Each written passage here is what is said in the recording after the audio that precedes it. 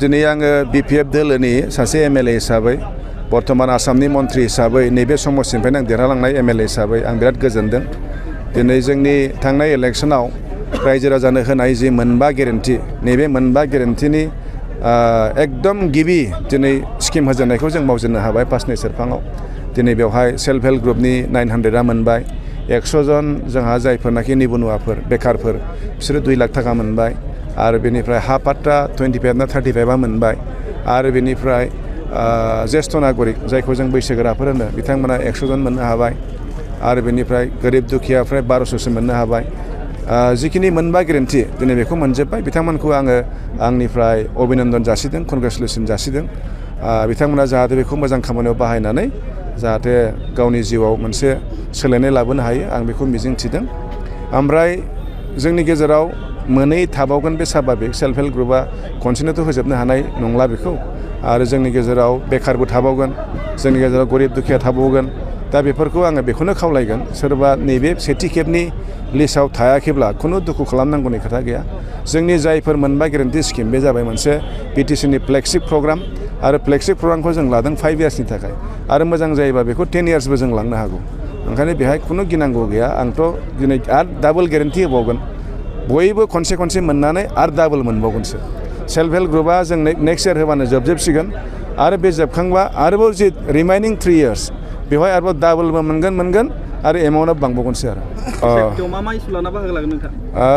मावनायाथ' एबार आं बिराद सानदों। आंथ' मावनो गोसोजोंथ' बिराद मावनो गोसोखामोन। खिन्थु थांनाय 10 बोसोर आं जिहेथु एमएलए हिसाबै मावनांबाय। बेनि गेजेरावबो 4.5 बोसोर आं अपोजिसन एमएलए जाबाय।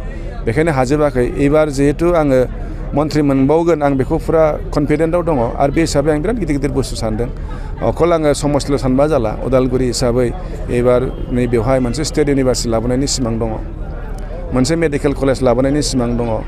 आरो बेनिफ्राय श्रीरामपुरनिफ्राय माजबादसिम नेशनेल हाइवे बेयो बिटिसि एकर्डआव दंमोन। आरो बेनिफ्राय जोंहा माजबादनिफ्राय हलंगिसिम बिटिआर एकर्डआव दंमोन। बे मोननैखौ इमप्लिमेन्ट खालामथारनांगौ। आं बेखौ बिराद नाजागोन। मोनसेया जाहैबाय भैरबकुन्द जि पिकनिक स्पट बुंनो थाङोब्ला दैसानि सानजाया गासिबो माजबाद गोजा। आं बेहायबो मोनसे अर्गेनाइज पिकनिक स्पट आरो मोनसे इक' टुरिजम डेभेलपमेन्ट बेवहाय माने हिउज नाम्बार्स मानसिफोरखौ मा होनगोन बेखौ सेल्फ इमप्लयमेन्ट बा इमप्लयमेन्ट जेनेरेसन होनो थाखाय मोनसे पलिसि लादों। आरो बेनिफ्राय बेयावनो थानाय किसु जोंनि ट्राइबेल गामिफोरखौ मडेल ट्राइबेल भिलेजसिम कनभार्ट खालामनो आं सिन्था खालामदों। आरो बेनि अनगायैबो जोंनि समस्तियाव मोनसे बिराद मोजां हस्पिटाल थानांगौ। आं बेखौ सिन्था खालामनानै रौता मडेलखौ आं बासिदों।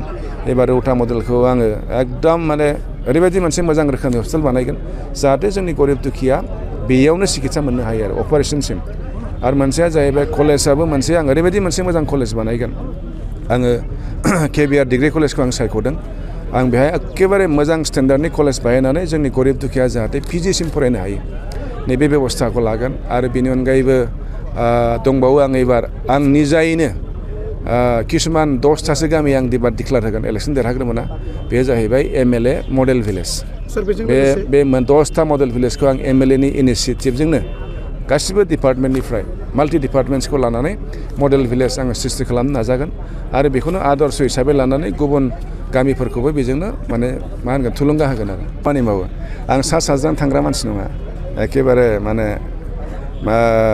थर' माने दिनै इलेक्सन गेलेनांगौ माने बयखौबो हांख्रायनांगौ, बयनाबो भट बिनांगौ। जेसेबां हायो बयनिसिमबो थांनानै आंनो भट बिनो गोसो जायो।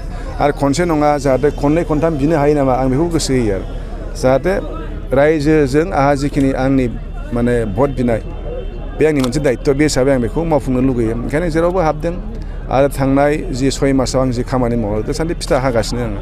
दिनै आं माजबाद बिसिडिसिआव 11টা आसनिर मया जे फिथा काटिছো माजबाद बिसिडिसि এটা बिसिडिसि आंथ' बिराद माने मा होनगोन आराम्भनिफ्राय बिपिएफआव दङ। आं निष्ठारै खामानि मावबोदों।